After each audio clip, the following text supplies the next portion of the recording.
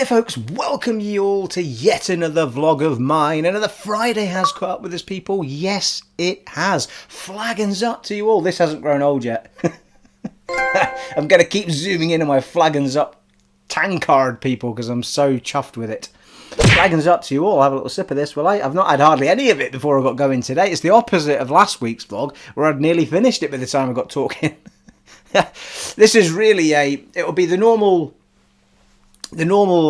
setup of things. I'll have a little bit of an introduction, just me chatting about my week very briefly, and then we'll crack into the main topic that I've got for today. It's going to be a very fly by the seat of your pants. I do have a main topic, which will be in the title by now, and I do want to talk about the game that I've been playing. And I have also discovered how to do timestamps on videos, people. I realise I'm very behind these young'uns, you know what I mean? I kept seeing these videos, I was like, that's really handy if I could put those sockets in. So if people drop on the video and they don't, you know, they can't be bothered watching me spraff on for 20 minutes before I get to the actual topic they're interested in. So you'll notice the last two vlogs that I've put up, I've got time codes in them, or timestamps, as they're called, and they're dead easy to do. And you just do it as description in the description. You just put timestamp stuff in. Absolutely fantastic. So I'll keep doing that for you, so that I'll segment each of the bits that I talk about, and you know it's just another nicety that people can go to, because a lot of people might not want to watch the whole vlog. I personally jump on videos just to say, oh, that's interesting, what's he saying about that? It'd be nice to just go to that bit, and so that I've given people that option now. So I'll continue to do that. There's no point going back and doing the older ones, but I will do it from this point on where I can. I've had so if this bit isn't interesting to you, you can skip to the timestamp because I'll have put it in by now. You're welcome. Ooh, I'm gonna have another sip of this, people. So I do have a topic. It is very fly by the seat of your pants, this particular vlog, because unlike last week where I over pondered what I was going to talk about, this week I've actually got no notes. I have got a couple of articles I'm going to refer to, but I've no notes as such, so I'm just going to wing it off the top of my head, people. So if this ends up being spliced in any particular place, which is something I hate doing. Anyone who follows my channel knows I hate videos that just splice every 10 seconds because people have no idea what they're saying. It just winds me up. I hate watching it. I turn videos off if I see loads of splicing where it's just cut, and you can tell that it's jumping, and I can't be doing with it. It winds me right up. So hopefully, well, if you do see any splices, it's simply because I am winging it. Outside of the articles, of course, I should be okay. You know, I'm a pro at this now, people. Come on, you know what I mean. Have another sip of this, will I? I've had a good week. I keep saying that. I'm not doing it. I've had a good week. And I've been cracking on with a Resident Evil Village. I'm the only zombie in the village. And I've got to tell you, I can't begin to tell you how amazing that game is. And so I'll come to that in a second. And my week's been great. I've done a couple of good runs this week. I did a really fast run today. But I talked about it last week that I've been, like, I'll have my beers tonight. I'll have a cheat day tomorrow. And then from Sunday to Thursday, it's 1,200 calories. Or less. And, well, unless it's, yeah, it is, mainly. Even sometimes when I go for my run, I have a banana for a go. That's kind of on top of the 1,200, but I end up just hitting the 1,200 anyway. So I'm feeling really good. I can feel the weight dropping off me, which is great. All of that bloody lockdown fat that I've put on. So I'm feeling really good. Another couple of weeks of that, I'm going to be feeling nice and trim, I think. I mean, I could get there faster, obviously, by not having my Fridays flagging ups and not having a cheat day on a Saturday. But, you know, I like living a little bit, people, you know what I mean? And it's not like I'm training for the Olympics or anything, you know what I mean? So, yeah, I've got a couple of... I've kept that going this week. I've had a couple of 8.5Ks, 8.4Ks. Did another one today. My time today was superb. And the last one I did was on Monday. And I just felt great, and I think it might be just because the weight that I've dropped is just making the running easier. It's been a long time since I did the speed that I did today. I can't remember what it was off the top of my head, but it was, a pace of over 8.5, well, 8.4K. It was a pace of 5.35 per minutes per K, which is pretty decent. So I was pretty chuffed with that. For a man of my aging years, people. Sure, there's plenty of youngers that'll do it faster than that. So I've had a good week. Work-wise, I've cracked on, got a lot done. And here we are at Friday, and it's flaggings up and time to chill out and talk about games, people. So yes, this week has all been about, for me, Resident Evil Village. Since I got it, I have been. I think had I already started it when God, I'm confused now. No, I hadn't, because it had arrived because I showed it off in the video, didn't I? The steel book, so I hadn't actually started it, and I got to tell you, I mean, I'm just loving that game. I expected to take a long time to finish it, because I can only take horror in sort of bite-sized chunks a lot of the time, but I've really pushed myself through it. The sections that... I mean, it's really good at... What it's really good at is that it knows that where it wants to be actiony, and it knows where it wants to be super scary. I mean, I was in one section. I actually texted Aaron Brew, because he bought it for my birthday, and I said to him, I was like, oh my God, it's like PT, this bit. It's like, Jesus. I was proper freaked out, because it's all about creeping around corridors, doors creaking open, dolls everywhere. I mean, it was just like, it was freaking me to bits. I won't give too much away in case people are, no spoilers, people. So, it's a great balance of, I mean, it's basically cut into 4 big sections, I think, and I've done 3 of them. I've done 3 of the bosses now. I think I've got 1 more to go. And so I don't think I'm super far away from the end. I think I've still got a fair bit to do, but, I'm well into it. The village itself, I've actually cleared all of the houses. Apart from one, when I say cleared the houses, they're like a pinkish red colour on the map if you haven't got everything out of them, and then they turn blue when you've got everything out of each house. Obviously, there's probably a bit more to the village than I'm seeing at the minute, but I've cleared everything I can get access to, with the exception of one red room that you can't get into now, because there's a point in the story where it's just sort of, done in, so you can't get back into it. So I don't know whether I missed a trick there and I should have picked something up. I don't know whether it'll cost me a trophy or not, but it would have been... wasn't right at the beginning right enough, I don't think. But I have effectively cleared the village, so I'm now pushing through the story as best I can. Got to the last night. I mean, I didn't finish playing it till 10 o'clock last night. I've been playing it since about 5, I think. And I got to... Yeah, so I got to the end of the 3rd boss, and then got to a point where I knew I could save it on the old typewriter, and then I'm ready to crack on. But I've got to tell you, people, it's a stunning game to look at. Everything they've done with the mixing it with action and horror is fantastic. I'm loving it much more than I did 7. 7 was a bit too much on the PT side for me. I don't like wandering around a lot without weapons and some form of being able to do something. It's the main reason I've not played Outlast 2. I did finish Outlast 1 at some point in the past, and that game I could only do it an hour at a time each day. I mean, it was just so freaky, but it winds me up that all you've got in the game is running away and hiding. Like it loses a massive amount of interest if that's all you've got, for me anyway. You wouldn't do that in real life. I mean, you would try and find some kind of weapon and beat shit with it, you know what I mean? Or have some facility to, you feel far too weak when all they give you is run away. So yeah, anyway, I'm loving the whole, because when it did get to that section that was very PT, it freaked me out, but when I got through it, I felt really good about it, and I thought it was a super cool section. I was just thankful that the whole game wasn't like that, and they just put a piece of it in. So it was really well done. Bravo to them. And I would describe it as a right mix of Resi 4 and Resi 2, effectively, is what I see it as. Obviously, it's in first person.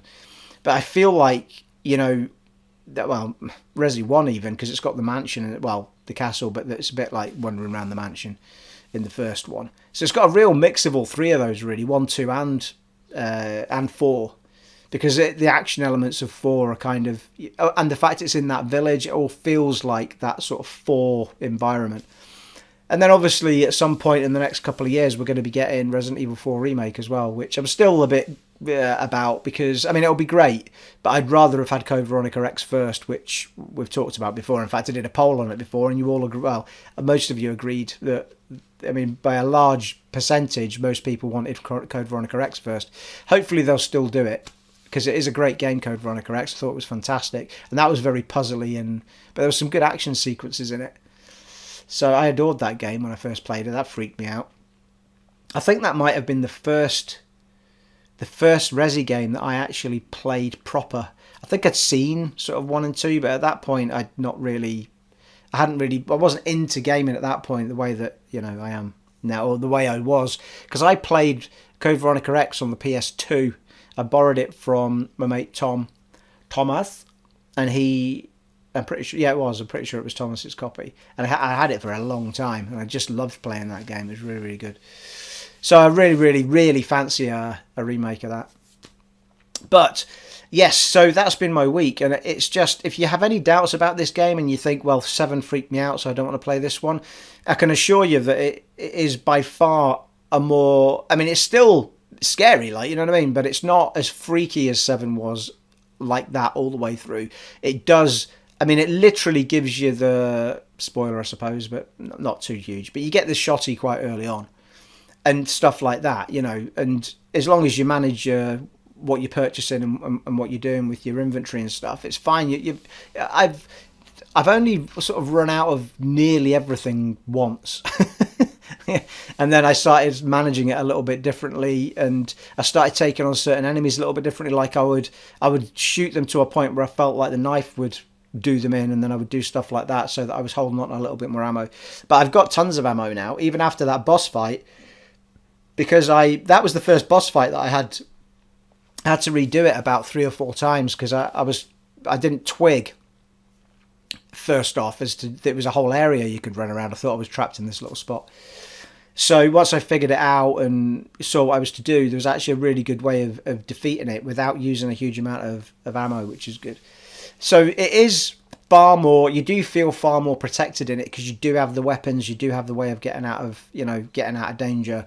And then there is that freaky element put in, like I say, where there's a section. But the section that's freaky is still well playable. It's just freaky in a horror sense. It just feels that really creepy shit, But it's still a really cool section, and it's a puzzle section more than it's anything else. But it's just really, really well done from a horror perspective. And playing it, I had to actually stop playing it with the 3D headset on, because that was just freaking me out way too much. So I've been playing it just with the TV soundbar, and I think in doing that, I think that's pushed me to play it longer. I mean, it was just far too intense with 3D audio, and they've done too good a job. It was like I was just like, what the fuck was that? And a lot of the noises are just noises. There's nothing there, but they just put noises in to make you jump around, like, if you've got the 3D audio on. So if you've got any doubts about it and you think, I liked 4 and that, but I'm not keen on the new ones, you're probably going to like Village, because it's far more like 4, than 7 was. So there you are. That's my opinions of it so far. I'm hoping that I'll get it finished. I won't play it again probably till Sunday now, but I think between Sunday and the beginnings of next week, I may well have it finished, and then I'll decide if I'm going to do anything to do with the platinum. Now I've got the platinum bug now that I got Jedi Fallen Order platinum, people. You know what I mean? I'm going to have a sip of this now, because I said I was going to ages ago.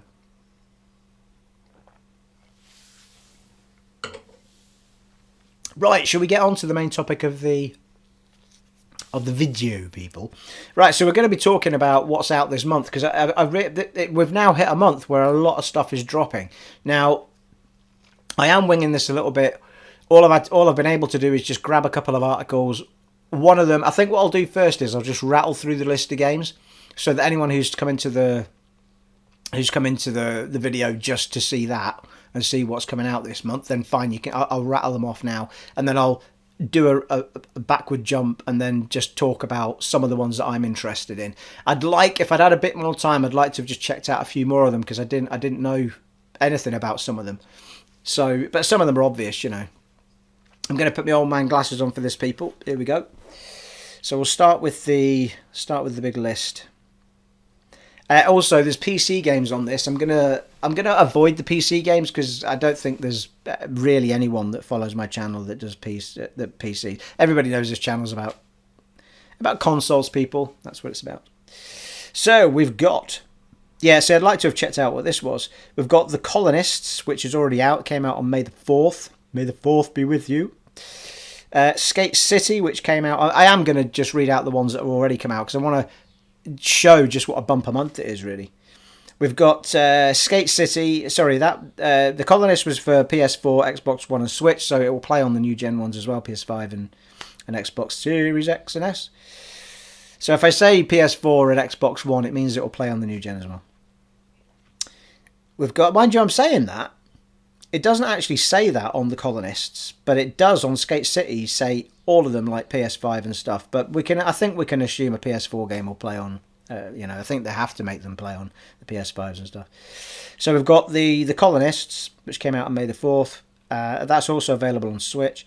Skate City, which is all of the consoles and PC. We've got Baldur's Gate Dark Alliance, which I think I talked about last week. Did I? Or did I spot that this week? No, I spotted it this week because I had a look to see if I was going to get it. Baldur's Gate Dark Alliance is like a D&D, Dungeons and Dragons type game from like way back at PS2 time, I think. And it was a really loved franchise, and it came out at a time, I believe, when there was no Diablo on console. It was just on PC. So yeah, I'm getting carried away. I'm going to go through the list. Resident Evil that's out. That was out on May the 7th. It's out now, and it's a remaster of the original game. Available on all consoles. Resident Evil Village, which we've just been talking about, came out on May the 7th. We've got Hood Outlaws and Legends, which came out on May the 10th. We've got Destiny 2 Seasons of the Splicer, May 11th. Assassin's Creed Valhalla, Wrath of the Druids DLC. Again, all consoles for these. We've got a couple of PC ones there. We've got Famicom Detective Club, The Girl Who Stands Behind. That's for Switch on May 14th. Famicom Detective Club, The Missing Heir on Switch, May 14th. Don't know what, two different stories, maybe just both available. Mass Effect Legendary Edition, which came out today, people. Which we'll talk about, I think, in a little bit. Subnautica is now available for the Switch. Well, May 14th, yeah. Available for the Switch. It is the 14th today, isn't it? Yeah. So, Subnautica came out for the Switch today. I mean, that game was pretty resource heavy. I'd be interested to see just how that plays on a Switch. I mean, the Xbox One struggled with it, the base version. The Xbox One X was pretty good with it, though. Subnautica Below Zero came out today.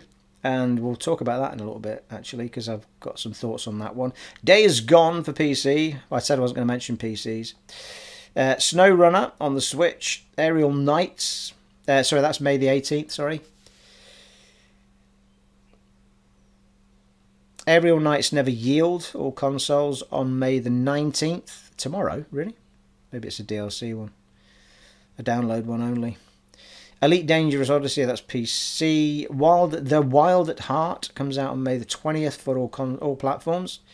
Knockout City, which I think's the dodgeball one, maybe. I think, if memory serves me correctly, on all platforms on May 21st.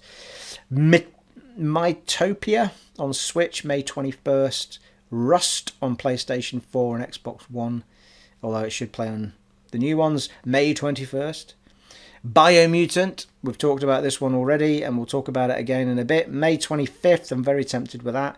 King of Seas is a piratey one, I think, isn't it? Who's making that? Is it Ubisoft? I can't remember. Anyway, King of Seas, PlayStation 4, Xbox One, yeah, all platforms basically. Maneater on Switch for May 25th. King of Seas is May 25th as well, sorry. Shin Megami Tensei 3 Nocturne HD remaster. Did I say all that correctly? I think I did. PlayStation 4 and Switch, not on Xbox though. May 25th and PC. Earth Defense Force World Brothers, PlayStation 4, Switch and PC, May 27th. Oddworld Collection for Switch, May 27th. The Idolmaster Starlit Season, PlayStation 4 and PC, May 27th. Wonder Boy Asher in Monster World is PlayStation 4, Switch, PC, May 28th. World's End Club, Switch, May 28th. And there you go. I mean, that's a fair amount of games coming out in 1 month, people. And there's a couple of big ones in there, isn't there? There's about 3-4 big ones in there that I'm classifying as big ones anyway. So there you are. If you came for the list of games, there you have them. And I'll tip my hat to Game Informer, where I got that article from. GameInformer.com. They're not paying me to say that. I just happened to Google, and that's the one that came up, people. However, there was a slightly more in-depth one with a tip the hat to wccftech.com, because that was the first one I came across. It actually had some spraff about some of the things coming out. Yeah, Resi Village we've talked about. All right, well, yeah, we'll go through the ones that sort of stand out a little bit. I'll give you, let's talk about Hood, Outlaws and Legends first. Did I read that out? I can't remember reading that off the list. Anyway, Hood, Outlaws and Legends came out on May the 10th. And so beginning of the week there. And it's got a really good concept to it. Like you're a team of 4, like Robin Hood's merry men, as it were. One of you can play as Robin Hood, and 3 others play as some of his other characters. But it's an online one, and you've got to try and infiltrate a stronghold and get the treasure between you as a team in a numerous amount of ways. But also you're up against another team who are trying to get the same treasure and get out with it. So it's a really, really cool concept. And when I was reading the article from IGN, they were giving it proper thumbs up, but it only got a 6 and I think the 6 was because that it's really struggling for content. Like once you've done it a number of times, it just becomes a bit repetitive, like it's rinse and repeat constantly. So all they were saying was it just really needs more content, and then it will, if it had a lot more content in it, chances are it would have been an 8 out of 10. But it looks really, really interesting. I'm not really an online-y player, kind of. Destiny's probably the only one I ever got into that much. But for anyone who likes online games, I mean, it might be one just to hold out for a little bit, wait for a little bit while the price drops a bit further down the line, and then get your teeth stuck into it, because it does look pretty interesting if you've got a group of 4 mates to try it out with, or 8 mates if you're going to try and see. I don't know, chances are you can just get a party of 8 together and then 4 on 4. So it does look rather interesting, it has to be said. That's interesting. They've listed these in the way I would have talked about them, I think. So Mass Effect Legendary Edition. It came out today on all platforms. And interestingly, they didn't actually make this for they didn't do a specific PS5 and Xbox Series version, but they have patched them, I think, or put a setting in that allows them to run at a better frame rate or whatever. As far as I know, because I was struggling to find out, someone can correct me if I'm wrong, but as far as I know, I think they'll play at 60 FPS on the new consoles, but they won't play that on the older ones. I think that's pretty much the only difference. I could be wrong though. Someone who's bought it, let me know. But it's one of the reasons I didn't pre-order it, and also I already had stuff I wanted to finish. It's not like I can't play Mass Effect or that I haven't played them to death before. So I do really want to get the Legendary Edition. I just thought that paying out £50 was a bit silly, seeing as how I can play them all on back compat if I'm that itchy to play them. I might as well wait for it to drop in price. Which I suppose is the downside of back compat if you're not, super... I mean, the thing with Mass Effect for me was that we have talked about this on the channel before. I stand alone, as I often do, people, in my opinions of what the best are out of trilogies or sets of, a series of games. I stand alone in Fable because, much as though I have a soft spot for 1 and 2, 3 is the one that just worked for me everywhere. And I think I've talked about this before, but I think the reason that happened was because Fable 3 was the first one I ever played. So when I went backwards, I kind of felt when something wasn't as smooth or something wasn't as good as it was in 3. Doesn't necessarily mean as an all-round game. I don't know, there wasn't a huge difference between 2 and 3, but 3 for me is the one that I enjoyed the most. Maybe it's just because it was the first one I played. 2's got a terrific story. It's a beautiful, beautiful, gorgeous game. And 1's a little bit dated now, but the version they did for 360, I don't think they called it remaster, did they? But it was a remaster-ish type thing they did for it. And it's still they're all a really good play, but 3 was the one that stood out for me. And likewise with Mass Effect, it's always, well, there are hardcore, the RPG fans, the true, the RPG people, I think, generally sit with 1 as their favourite because it was an RPG in space. Everything after that just became more actiony, less RPG each time it went forward. But 1 came with its issues. It came with slightly clunkier fighting. It came with, slightly clunkier weapony armor system, stuff like that. But again, I found 1 the easiest to get my head around. I don't know why, but I adored 1. I really did. And when I came to play, because I played them well after the event. They were, I think 1 and 2 were certainly already out, and I think 3 came maybe a bit after I'd played them. But when I got into 2, I immediately felt restricted. I immediately felt like it wasn't an RPG or a proper one anymore. So I felt that. However, 2 had its huge benefits in other ways. But if I have to pick a favourite, it has to be 1. Because it was the one that just felt like a proper space exploration, dropping down in the Mako, driving around planets, not sitting in space scanning them, all of this sort of stuff. I really, really loved it. And all of that was cut back in 2 and 3. So that said, though, I'll happily play all 3 of them again. I enjoyed all of them. But if I have to pick 1 as my favourite, it's got to be the first one. Also, the first one's got a really tight, good story. Like, even if 2 and 3 had never happened, that story worked from beginning to end with the good villain in it and everything. It was fantastic. It was a really, really, really good story. Epic finale in that game as well. Absolutely loved it. Adore that game. I really, really do. And to play it again, and hopefully with loading screens that are nearly non-existent on the new gen, will be absolutely fantastic. Because a lot of wandering around the places, it was open a door and sit there going, oh god, But yeah, I mean, I really, really hope. I mean, the people that made those original those original Mass Effects obviously aren't at BioWare anymore. So it's going to be very interesting to see how they carry that torch forward. Now we know they are working on new Mass Effect games. And it looks like they're bringing Shepard back and what have you. So I just hope they know how to carry that torch forward. They certainly have in the Dragon Age sense. Dragon Age Inquisition was an absolute class act. And so that, but again, I don't know how many of the Dragon Age Inquisition people are left. So again, it just depends on how they carry the torches forward. I mean, it didn't work with Mass Effect Andromeda. It had huge issues when it launched. I don't think it's as bad a game as people make out, but it's just not. It just doesn't stand up in any shape or form to the other 3. From a character point of view to a story point of view, it just didn't hold up. However, it did have a lot of... I haven't finished it, surprisingly. I played it to a very, very early point, and I just found myself a bit bored. I don't know whether it was because of the frame of mind I was in, or whether I just wasn't gripped by it or what. But I tell you, the actual action in it was great, though. The running around, the shooting, you could hover and stuff, couldn't you? Jump up and I mean, it was some really, really cool stuff in it mechanics wise, but it just didn't look overly great, and it was all a bit of a miss, really.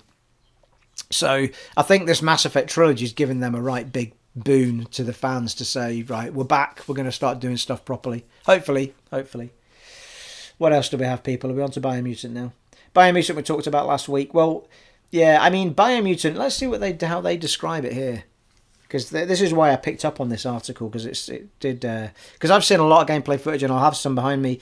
The more I look at this game, the more, and I was looking at more this week, and there was, I can't remember who it was now. It might have been GameSpot, or it might have been somebody else, Game Informer. It could have been. Anyway, they had hands-on gameplay of it, and they were, just going through how awesome it looked. They just couldn't believe, the more we see of this game, the more it looks like a right class act. It just looks so beautiful, got its own feels, its own style, everything about it just smells fresh and new.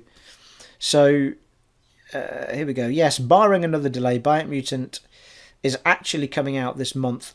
Announced back in 2017, Biomutant disappeared from from view for years, before resurfacing with a somewhat different look in late 2020. The game is an open-world Zelda-esque adventure which casts players as fuzzy, customizable warrior, which can be further upgraded and tweaked as you proceed.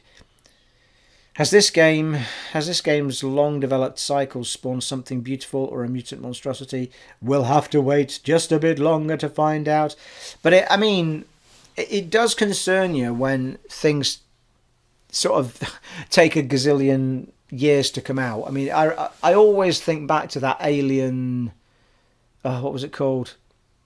Colonial Marines? Yeah, Colonial Marines, that was the one. An Alien game. It was being made. It actually started, it got like announced like 2 generations before it actually came out. And it had taken it so long to get made that it was just awful. Like, I mean, the reviews it got were like 2 out of 10 and stuff. And it does concern you somewhat when it takes something a really long time to get out. And yet, everything we're seeing with this game smells like they've gone, you know what, let's just step back. We want to make it different. We want to do... And the studio that's doing it, I don't think they have any real history of making other games as a studio. They will have as developers individually, I'm sure. And it's being published by THQ, is it? I think it's THQ publishing it.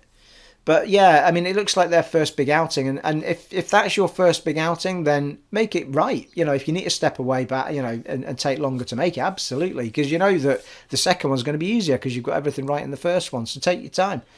So hopefully, everything we're seeing, it looks absolutely gorgeous, massive open world. It's got this real sort of apocalyptic feel to it, where the world's kind of gone to pot, and then things are starting to grow again, and all these, like, you know, it's not just swords and knives, it's guns and all sorts of stuff. You're this weird, freaky looking character that you can customize at the beginning. It looks absolutely gorgeous. Proper action RPG type thing. It looks really, really good. So I'm hoping, I'm going to hold off for the reviews, I think, if there's no stupid embargo on it, at least, just to see what's being said. And as I'm not doing any sort of Let's Plays and stuff at the minute, I don't see any need to sort of have it on day one if I don't really have to, because I've still got Immortals to finish, and I was loving that. So yeah, super excited. I am looking forward to seeing what Biomutant is going to give us. Absolutely. What else was on this list? There was another one on this list I don't think was on the first list either. Yeah, Warhammer Age of Sigmar. Pretty sure that wasn't on the other list. Comes out on May 27th. And it says, it can be hard to keep track of all the Warhammer games in development at any one time, but Warhammer Age of Sigmar Stormground is definitely one to keep an eye on. A turn-based strategy game set in the fantasy-flavoured Warhammer Age of Sigmar universe, Stormground casts aside the regular orcs, elves and dwarves in favour of 3 particularly unique factions: the Heavenly Stormcast, the Spooky Night Haunt, and the downright disgusting Maggotkin. Whether its strategy mechanics deliver remains to be seen, but Stormground certainly looks like a unique experience. So that looks really interesting. Every now and then a Warhammer game drops that I actually get my teeth stuck into. I played one, didn't I? Warhammer... was that Chaos Bane? Sure, that was a Warhammer game, Chaos Bane. Finished it. Did it as a Let's Play on the channel. It's there if you want to go and watch it. Wasn't that long ago either.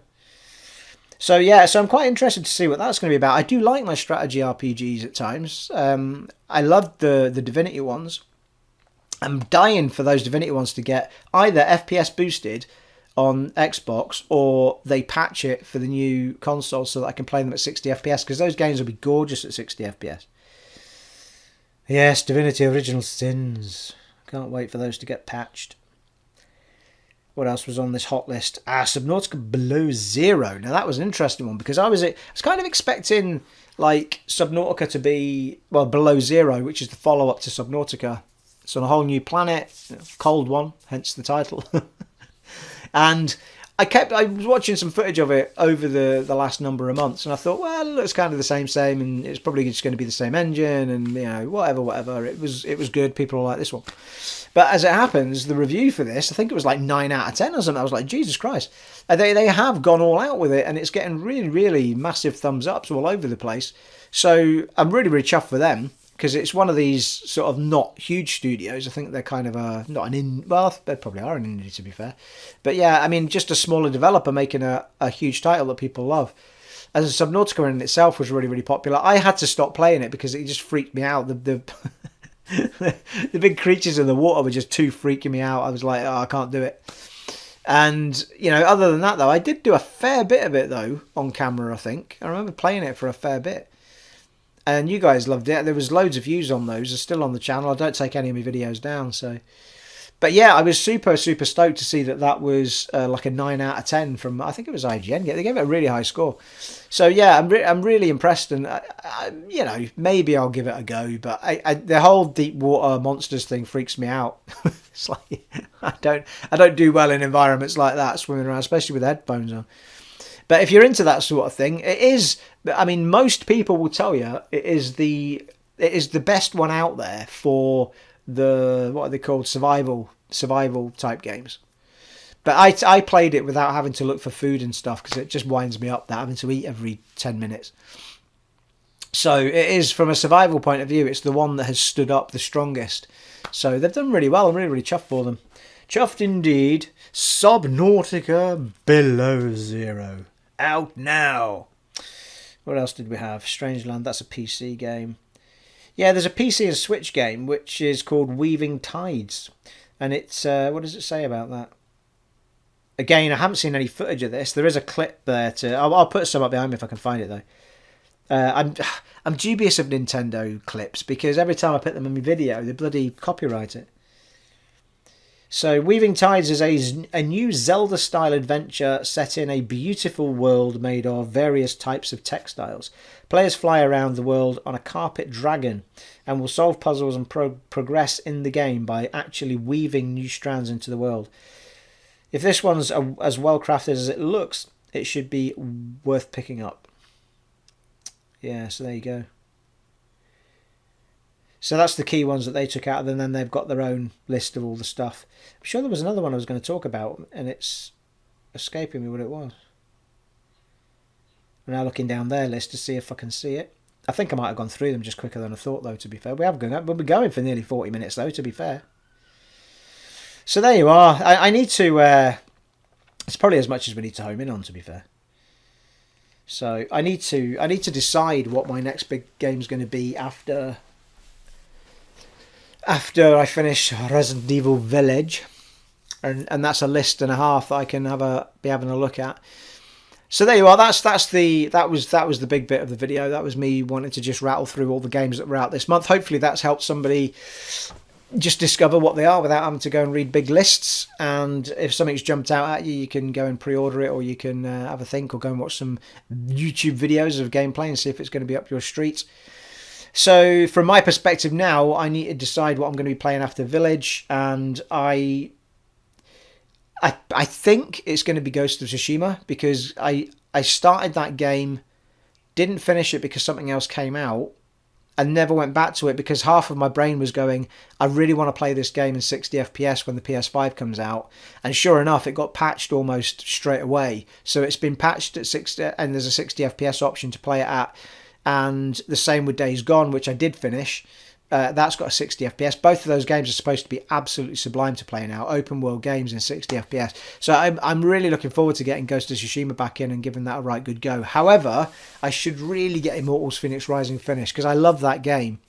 And the only thing putting me off playing it was that I was waiting to decide whether I was going to record more for you guys. I recorded loads of it as a Let's Play, but it just wasn't. It was doing the channel more damage than good, because it just wasn't as popular as I hoped it would be. And things like Fallout and Skyrim were far... Fallout 4 and Skyrim were far more popular with the 60 FPS on them. And so... Well, and Dark Souls, stuff like that. So I do have a bit of an inkling, if I do come back to doing some Let's Plays at some point, to carry on my Dark Souls 3 playthrough, because I was really enjoying that. And, well, enjoy is a strong word when it comes to From Software games. Oh, Elden Ring is supposed to be... there's hot rumours that Elden Ring may well be announced at... or something shown at E3 this year, because the publishers there, isn't it? Is it Bandai Namco? Yeah, Bandai Namco are doing a set on E3, I think. It's all virtual, but they're going to be there, so everyone's getting like, ooh, Elden Ring, the most anticipated game ever, I think. Like, people are just losing their shit. They don't even know what it's about, and they're just losing their shit about it because it's the From Software guy doing it. So, you know, I'd still be well up for a Bloodborne 2, even though I've not finished Bloodborne 1. I got really, really far into Bloodborne 1, though. The only From Software game I've now finished is Dark Souls 1 remaster. And, you know, I ended up finishing it when Ambrew came to stay, and I did all the bosses myself, but he did some of the runbacks for me, because that's what winds me up about those games more than anything else. It's not the boss. Like, if I could just keep trying the boss over and over again, it wouldn't bother me, but it's the run back and all the stuff you've got to lose to get there, or you don't know the quick way, or you forgot to open the shortcut. So, but in the end, I played it really well. I mean, I'd already opened up a huge amount of stuff before he came to visit, and then at that point, I said, right, well, let's load up where I am, and we'll try and finish it while you're here, and I did. So I'd already done a huge amount of it before he came. But yeah, I mean, I'm really chuffed that I did that. What was that on? I think that was on the Xbox One. Yeah, it was the Xbox One. Xbox One X, that was on. And that was at 60 FPS, the remaster. It was really, really gorgeous to play. Still my favourite out of all of them, to be fair. 2's a rocky one, because it wasn't made by the same guy, was it? But 1 and 3, I mean, it's still alright too, I didn't mind it. But 1 and 3 are really the two hot ones, and Bloodborne. So Elden Ring is the same guy, and I think we're going to get a different animal, much like with Sekiro. I got really, really good in Sekiro at taking on standard enemies around villages and stuff, but I just can't wrap my head around. I just couldn't wrap my head around fighting big bosses. Like, I don't, you know, I know you're supposed to try and get their stamina bars down and keep attacking, and the whole point of the game is to not back off and keep attacking. I get it, and people who twig to it suddenly are like, oh, this is actually easy now because I know what I'm doing. But I just couldn't wrap my head around it. So I've still, although I've played a lot of Sekiro to a point, I just can't get past any of the bosses. I got past some of the sub-bosses, which are hard in themselves. But the big bosses, I just was like, I can't wrap my head around this. And I just sort of gave up. Maybe I'll pick it back up again at some point. But funnily enough, though, I did get my head around it in Jedi Fallen Order. It's got similar mechanics, probably a bit strong, but it is the similar style of mechanic where you've got to get the stamina down before you can break through. So you've got to keep going and, you know, dodging, smack, don't back off, you know, all that sort of stuff. So, you know, and I adore that game. As we found out when I platinumed it a week or so ago, people, first platinum in 7 years. Well, I think it's 5 or 6, but, you know. Got the bug now, people. I've got the bug. Well, there we are. Have I been talking long enough?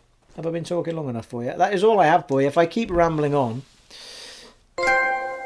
I'm sure I'll just put you all to sleep, because it'll be about absolute nonsense. I'm going to have another sip of this before we go. Flagons up to you all.